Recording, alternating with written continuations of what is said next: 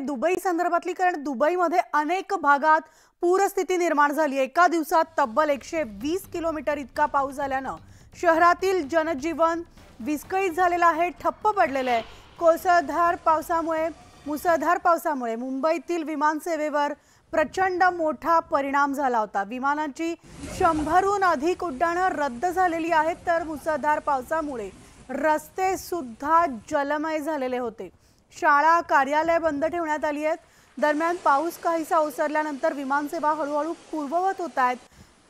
अरब राष्ट्रांना सुद्धा मुसळधार पावसानं झोडपून काढले। शेजारच्या ओमानमध्ये सुद्धा पुरामुळे तब्बल 18 जणांचा मृत्यू झालाय। आणखी काही जण बेपत्ता असल्याची माहिती आपत्कालीन व्यवस्थापन समितीच्या राष्ट्रीय समितीने दिली आहे।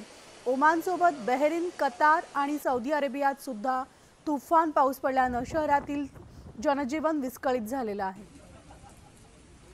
तर आमचे प्रतिनिधी प्रशांत दिला रामदास आपल्यासोबत आहेत। प्रशांत, आपण पाहतोय दुबई आणि आखाती देशांमध्ये मुसळधार पाऊस पडतोय, पूरस्थिती निर्माण झाली आहे।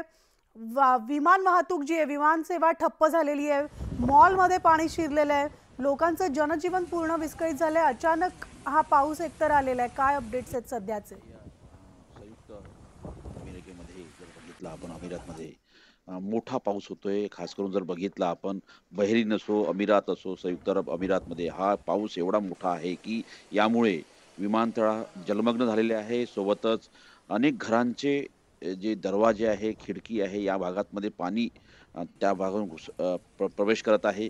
सोबतच जर बघितलं आपण दुबईचं तापमान जर असतं ते शुष्क आणि गरम असतं, अशा वेळेने या अवकाळी पावसामुळे संपूर्ण परिसर हा जलमग्न झालेला आहे। त्यामुळे साधारणतः 18 लोकांचा मृत्यू झाल्याची माहिती पुढे आलेली आहे। आंतरराष्ट्रीय जे दुबईचं विमानतळ आहे तिथे मोठ्या प्रमाणात पाणी साचलेलं आहे आणि यामुळे अनेक ज्या विमान सेवा होत्या, साधारणतः 100 पेक्षा जास्त विमान हे डायव्हर्ट करण्यात आलेले आहे। या सगळ्या याच्यासोबतच जर बघितलं आखाती देशांमध्ये पावसाने हाहाकार माजवलेला आहे। त्यामुळे आता तेथील स्थानिक व्यवस्थापन देखील कोलमडलं असल्याची स्थिती आपल्याला पाहायला मिळते।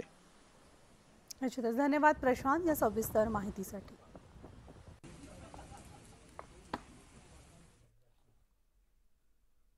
आणि या बातमीच्या बुलेटिनमध्ये वेळ झाली इथेच थांबण्याची। ताज्या बातम्यांसाठी तुम्ही पाहत राहा न्यूज 18 लोकमत।